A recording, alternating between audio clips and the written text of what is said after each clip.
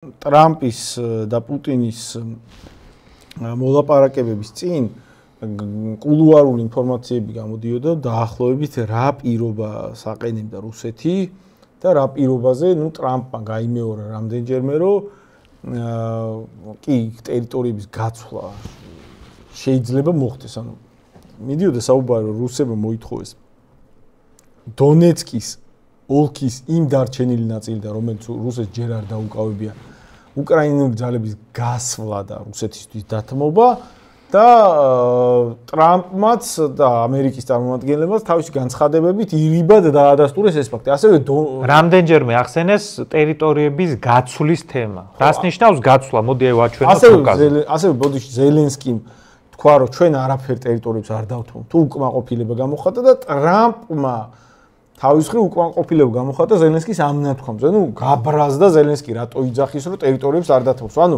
რეალურად მიდის როგორც ჩანს ამერიკისგანაც მათ შორის მიწოლა რომ დონეცკის ოლქის აი ამ დარჩენილი ნაწილის დათმობა უნდა მოხდეს. მოდი ვაჩვენოთ რუკა. ანუ ეხლა ჩვენ რასაც ვამბობთ ეგ არის უბრალოდ ინფორმაციები რომელიც საინფორმაციო ველში ჟურნალს ჩვენ ეს ზუსტად არ ვიცით ეხლა შეთანხმების შედეგად ხვალ უკვე გვეცოდინება რაზე შეთანხმდნენ.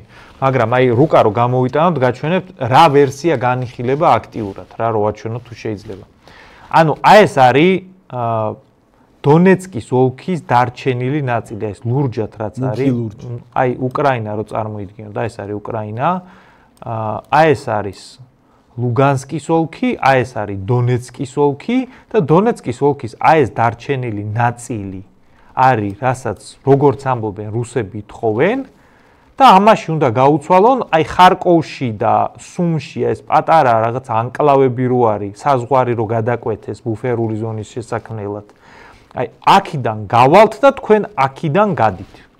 აი რაღაცა ეგეთი შეთანხმების კონტურები ახლა გასაგებია რომ ეს არის შეუდარებლად სხვადასხვა ტერიტორიები, აქ არის სასაზღვრო ზონა, სადაც შეიძლება რაღაცა 1-2 პატარა სოფელი იყოს და აქ რაზეც არის საუბარი, ეს არის ასობით ათასიანი მოსახლეობის მქონე საკმაოდ დიდი ქალაქები, ინდუსტრიული ზონებით, ეს არის რაღაცა აი გურია რო ვიღაცამ არა გურიაზე ბევრად დიდია ეს თვითონ აი რა ეს დარჩენილი ნაწილი გურიაზე დიდია კი ხო ანუ აი ეგეთი მასშტაბები არის რომ მიხვდეთ რა ეხლა ჩვენ ზუსტად არ ვიცით კიდევ ერთხელ ვამბობ აქ საბოლოო ჯამში რაზე შეთანხმდებიან მაგრამ აქტიურად ეგ განიხილება და რო ვამბობდით რომ აი ფრონტზე ეტყობა რომ უკრაინელებისთვის ცუდი მდგომარეობა ნახეთ ჩვენ ადრე წინა განხილვებს თუ გაიხსენებთ გეუბნებოდით რომ რუსებისთვის აუცილებელია რომ პოკროვსკის ასაღებად მისი მომარაგების ხაზები არის გადასაჭრელი.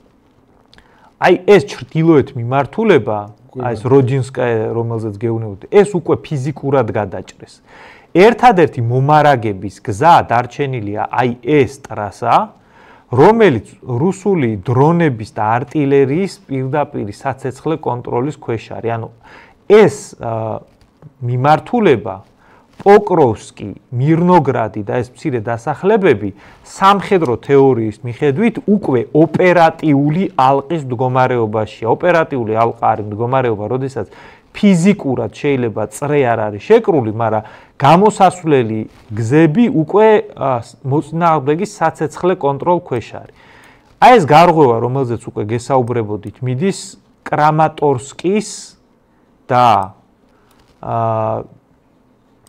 აქეთ ხარკოვის უკაცრავად დნეპრის უკაცრავად პავლოგრადი ხარკოვის ზემოდან ახო აურიე ხამი დნეპროპეტროვსკის და პავლოგრადის მიმართულებიდან სლავიანსკ კრამატორსკის მომარაგება ხდება მათ შორის აი ამ გზით ნახეთ აი ეს არის ორი გზა რომელიც აი აქ ერთდება და ამ მომარაგების ხაზის გადაჭრაც მოხერხდა ანუ ერთადერთი ხა მომარაგება სლავიანსკ კრამატორსკის უკვე დარჩენილია ჩრდილოეთით ეს სევერსკი დანეცის მიმართულებაზე აქ ხიდით აი ეს არის ეხლა ძირითადი მომარაგების ტრასა რომლითაც მთელი აი ეს მიმართულება მარაგდება ნუ რა თქმა უნდა იქ სათადარიგო გზებიც არის მაგრამ აქ არის საუბარი მაღალი გამტარიანი მთელი ეს მიმართულება სლავიანსკი კრამატორსკი კონსტანტინოვკა აი ეს ყველაფერი მარაგდებოდა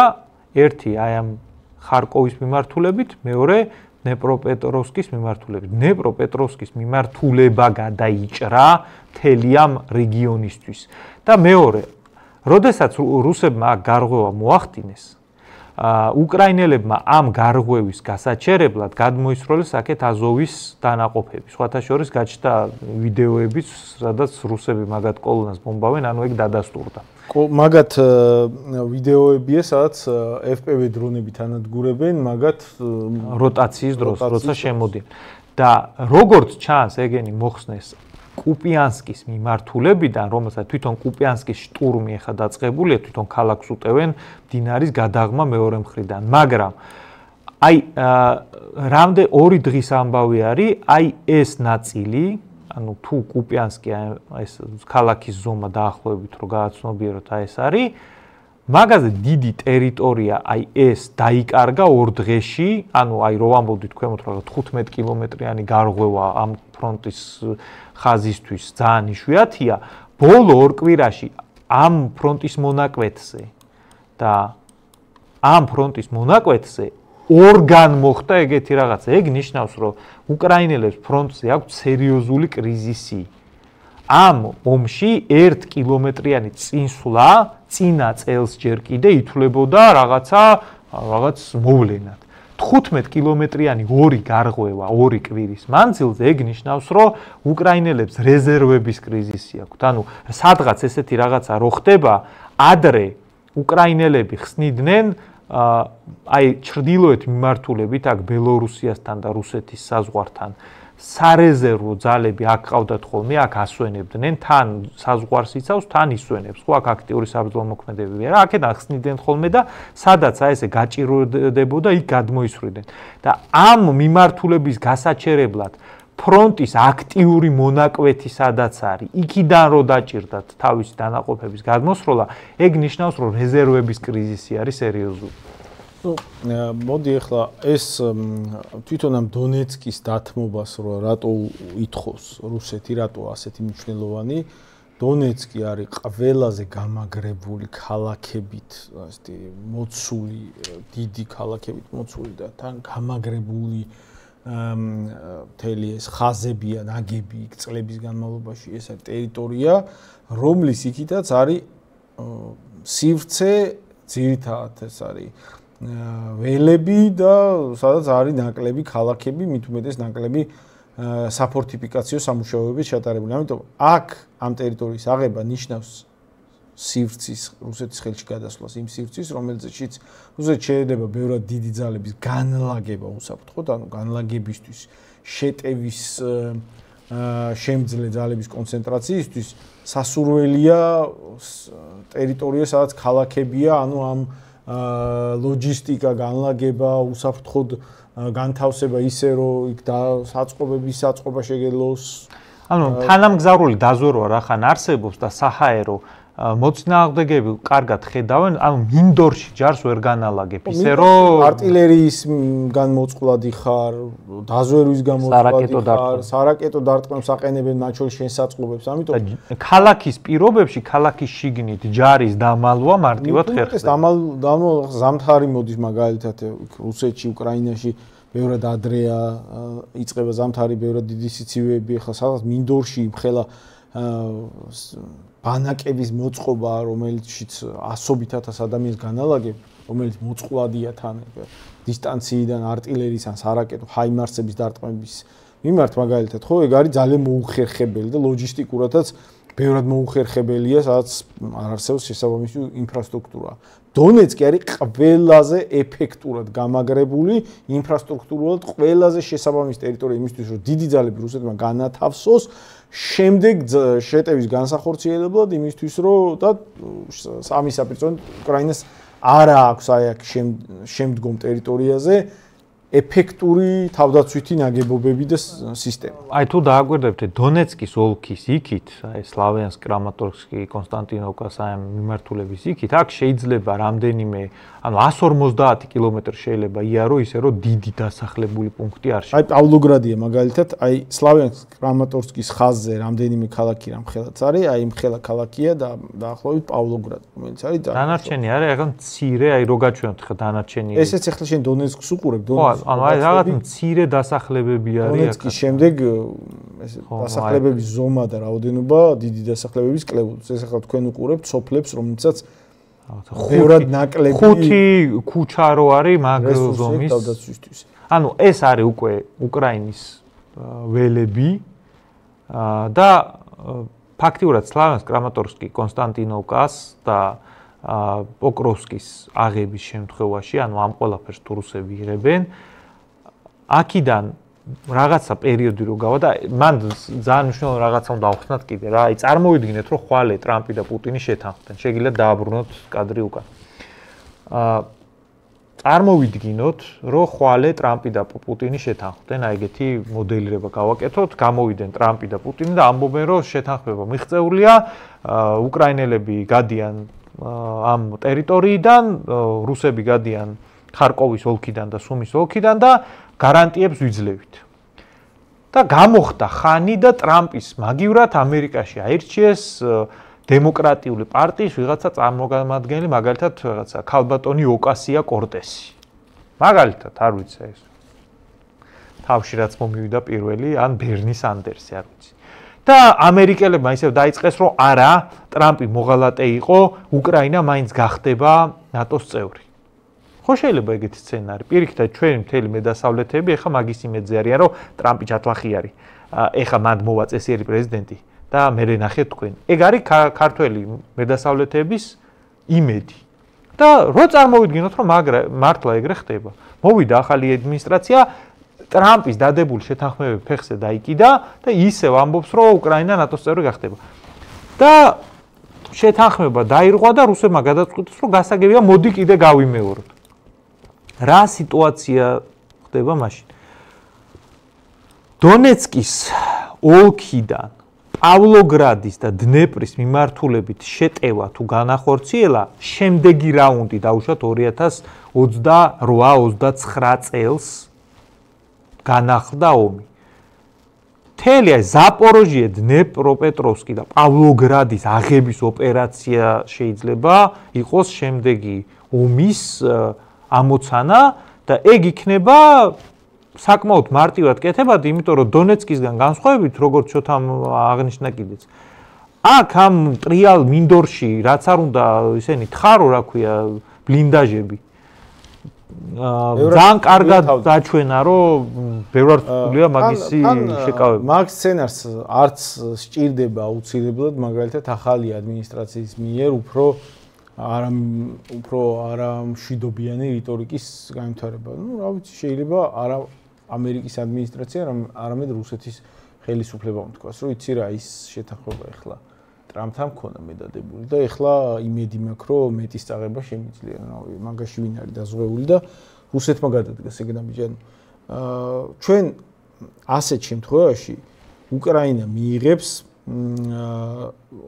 სურათ, სადაც დათმო ყველაზე გამაგრებული ტერიტორია, რუსეთს მიეცა დრო ძალების მოკრეფის, გადაიარაღების და ნუ შემდგომ სავარაუდოდ ეს შეთანხმება განწირული იქნება ძალიან მაღალი ალბათობით, განწირული იქნება დარღვევისთვის, ოღონდ ეხა ომი თუ გაჩერდა, ეგ არ იქნება საბოლოო მშვიდობა, ეგ იქნება პაუზა და ომი ისევ განახლდება. უბრალოდ მაგ მოცემულობას აქვს საპირწონე არგუმენტები. საპირწონე არგუმენტი არის ის, რომ კი ბატონო, ეხლა თუ შეთანხმდე, რუსეთი გაძლიერებისთვის გამოიყენებს ამ დროს და დონეცკის მის ხელში გადასვლა ცალსახად აძლიერებს მის გეოგრაფიულ უპირატესობას ველზე, მაგრამ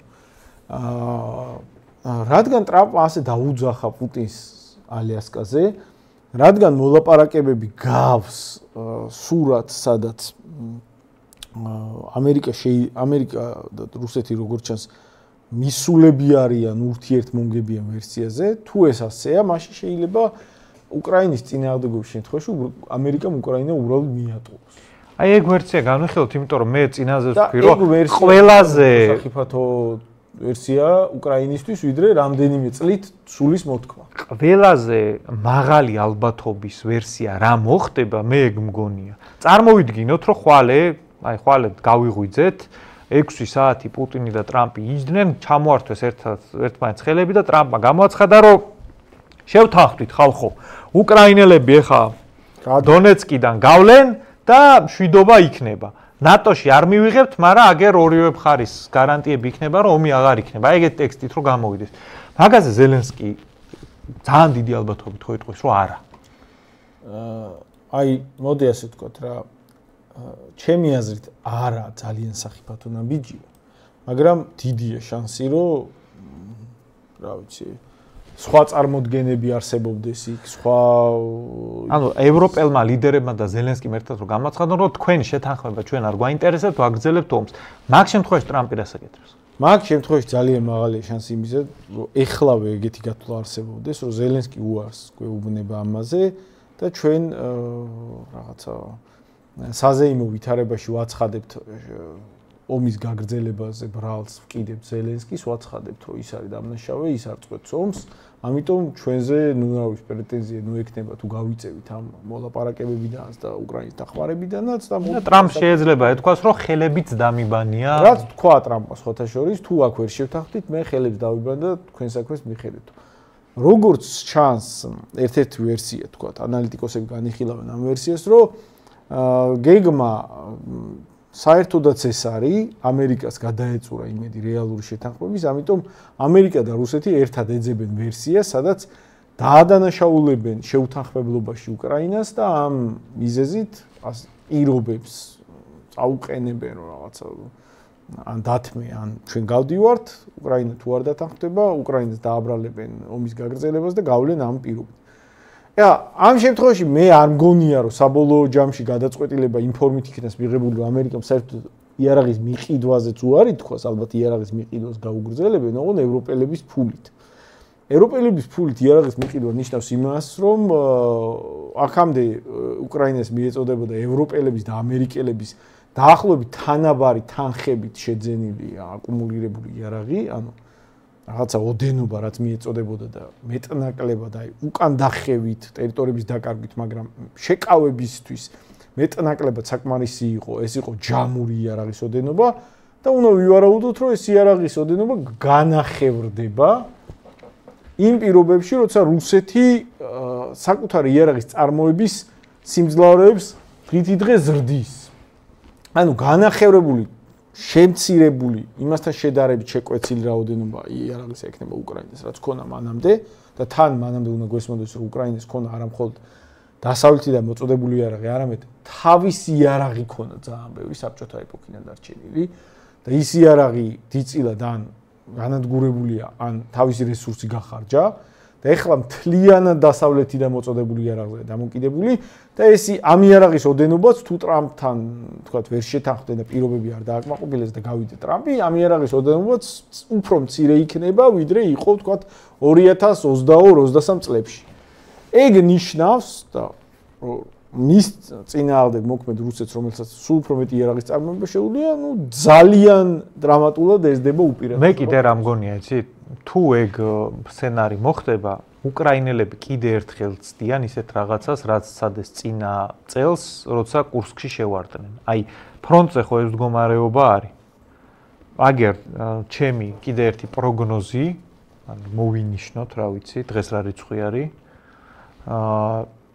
რომ თუ ხვალე პუტინი და ტრამპი გამოვიდნენ, აი ეგ ვერსია თქვეს, რომ აი დონეცკიდან გადიხართ და ზელენსკი თუ მაგაზე უარი თქვა, იმის დემონსტრაციისთვის, რომ ჩვენ რა ამერიკის გარეშეც ბევრი რამე შეგვიძლია, დიდია ალბათობა, რომ კიდე ერთხელ შევარდნათ სადონ რუსეთის ტერიტორიაზე. მაგას აქვს ერთი დიდი პრობლემა მაგ ვერსიას. მაგ ვერსიასაც განიხილავენ ანალიტიკოსები, რომ დიდია ალბათობა, რომ უკრაინა მაგას ამზადებს კიდეც. და უკრაინა როგორც წესი, მასე შეტევებს ახორციელებს ხოლმე აგვისტო-სექტემბერში. ამიტომ სწორედ ეხლა მაგისი დრო თუ ეგეთი რაღაცა იგეგმება, უბრალოდ მაგ ვერსიის პრობლემა არის შემდეგი. პირველი, ის კურსკის შეტევა რუსეთს, ასე ვთქვათ, რუსეთის სწავლობენ საკუთარ შეცდომებზე, ანუ სხვების შეცდომებზე რუსები ვერ სწავლობენ. მოდი უფრო დავყავ. რუსები სწავლობენ თავის განმეორებად არაერთჯერ დაშვებულ შეცდომებზე მარტო. კი, ანუ აი მაგალითად რუსებს რომ გაუნადგურეს რამდენჯერმე ავიაცია, რომელიც განლაგებული იყო დამცავი 3ჯერ, მე მგონი თუ 4ჯერ, არ ვიცი. ანგარების. მერე დაიწყეს ანგარების ბოლოს შენება. ძალიან ბევრი რომ გაუნადგურეს, მერე დაიწყეს ანგარების შენება. ეხა რუსებს მაგალითად სამხედრო კოლონებად რო გადაადგილდებოდა ჯავშან ტექნიკა, ერთი 8ჯერ, 9ჯერ სანამ სამხედრო კოლონა არ დაუწვეს, მანამდე არ დაიწყეს მცირე ჯგუფებად მაგ ყველაფრის გადაგზავნა. ანუ რუსეთი არის ძალიან ხისტი, მოუქნელი ბიუროკრატიული მანქანა, რომელიც ძალიან ნელა რეაგირებს. უბრალოდ მაგას აქ მეორე მომენტი, აი რანაირადაც ნელა იქოქება, ანუ ინერციული სისტემა არის. რო დაიწყებს მე აქტიურ მოქმედებას და მოძრაობაში რომ მოვა, ეგეთივე რთულად გასაჩერებელია, რასაც ეხლა ხედავთ კიდევ. რთულად გასაჩერებელია და ეხლა რუსების შემთხვევაში მანამდეც იყო ბელგოროდის ტერიტორიაზე, ან რუსეთის ტერიტორიაზე გადასვლის მცდელობები, რუსები ამას ნაკლები პასუხისმგებლობით ეკიდებოდნენ, სერიოზულად არ აღიქვავდნენ. ბოლოს კურსკში მძიმე შეჭრა მოხდა მათთვის. დაახლოებით 1500 კვადრატული კილომეტრი დაიკავეს უკრაინელებმა თუ არ ვცდები, თუ სწორად მახსოვს. და ნუ ეხლა ფიქრობ რომ რუსები ერთი ბევრად ყურადღებით მოეკიდებიან და სადაც რომ ან არ მოეკიდებიან და ისევ იგივე იდიოტობა დაემართებათ. ანუ ერთ-ერთი არგუმენტი რატომაც უფრო გაჭირდება არის ის რომ უფრო ყურადღებით იდეაში უნდა მოეკიდონ ლოგიკა მაგას კარნახობს და მეორე შარშანდელმა ამ შეტევამ უკრაინელების მისი ამოცანა იყო დონეცკის მიმართულებაზე, აი ეს უგლედარი პოკროვსკის მიმართულებით შეტევის შეჩერება, მარინკა, უგლედარი, კურახოვო, ველიკა, ნავასიოლკა, პოკროვსკის მიმართულებით რუსეთს ქონა დაწყებული დიდი შეტევა ზუსტად ამ პერიოდში და ამ შეტევის შეჩერება იყო ამოცანა აქაური ძალების, რუსული ძალების კონცენტრაციის იძულება რომ ეს ძალები გადაეტანათ კურსკის მიმართულებაზე რუსეთს და შესაბამისად აი აქ შეტევა შეჩერებულიყო. შეტევა არ გაჩერდა და დნეპროპეტროვსკის ოლქამდე გავიდნენ რუსები. თუ როდესმე რუსეთს ქონია დიდი სწრაფი წინსვლა 2022 წლის შემდეგ ყველაზე სწრაფი დიდი ტერიტორიების დაკავება მოხდა ზუსტად იმ თვეებში, რომლებიც მოსდევდა კურსკის ოპერაციას. შენ გახსოვს უგლედარის თემა რამდენი ხანი იყო? ეხლა მიჭირს კიდევაც უგლედარის პოვნა რუკაზე. აი აქ არის უგლედარი, ფრონტი გადიოდა აი აქ. აი ესე გადიოდა ფრონტი და 2 წელი ვიღაცა თან მაგარი დეგენერატი იყავდათ რუსებს აი აქ სამხედრო ხელმძღვანელი, აი აქ ვისაც ებარა ფრონტი. აი აქ გადიოდა ფრონტის ხაზი, აქ იყვნენ უკრაინელები გამაგრებული, აქედან გაუშვებდა სამხედრო კოლონას, დაწვავდნენ უკრაინელები, კიდე გაუშვებდა, კიდე დაწვავდნენ და ეგრძელდებოდა წლები, 2 წელი გაგრძელდა. და შენ რასაც აღწერ, მაგის მერე აი მთელი აი ეს ტერიტორია, ქალაქები, სოფლები დასახლებული გავიდნენ, აი ეს არის დნეპროპეტროვსკის ოლქის საზღვარზე გავიდნენ. და რაღაც ადგილებში გადავიდნენ კიდევაც უკვე დნეპროპეტროვსკის ოლქში. არა მარტო მან და აი უფრო ჩრდილოეთი თელი ეს ავდეევკა და რომ დაიწყეს თელი ეს სელიდოვო. აი ეგ გადიოდა. კურახოვო. აი ეგ გადიოდა ფრონტის ხაზი. ავდეევკა გახვრიტეს, მარინკა აიღეს, კურახოვო. კი, ანუ სინამდვილეში რაც უკრაინელებმა აიღეს შეიძლება 2ჯერ მეტი ტერიტორია აიღეს, ოღონდ ამათ შეინარჩუნეს, იმათთან დაკარგეს. არა, აქ ახლა ამ სივრცეში რუსებმა ზოგადად. ანუ რო წარმოვიდგინოთ პიკური მაჩვენებელი, რაც უკრაინელებს ჰქონდათ აღებული, კურსკის 100 კვადრატული კილომეტრი. რუსები გასულ წელს აიღეს დაახლოებით 4000 კვადრატული კილომეტრი. გასულ წელს. წელს უკვე აი პირველ ნახევარში ძალიან მნიშვნელოვნად აღემატება, აი რამდენჯერმე წინა წლის იგივე თვეების მონაცემ წელს უკვე ამ მომენტისთვის აქვს აღებული თუ არ ვთქვი 3000 კვადრატული კილომეტრი, ოღონდ გასულ წელს რუსების თავარი წინსვლა იყო წლის მეორე ნახევარში და მეორე ნახევარში აჩქარდა წინსვლა. ეხლაც ეგ სურათია. ჩქარდება პირველ ნახევარში, პირველ თვეებში შედარებით მცირე წინსვლები ქონა, მაგალითად თებერვალი, იანვარი, თებერვალი, მარტი, აპრილი შედარებით მცირე წინსვლები ქონა, მაისი, ივნისი, ივლისი, აგვისტოში იმატა წინსვლებმა და გავს ტენდენცია იმას, რომ წლის მეორე ნახევარში. მოდი გადავიდეთ ჩვენ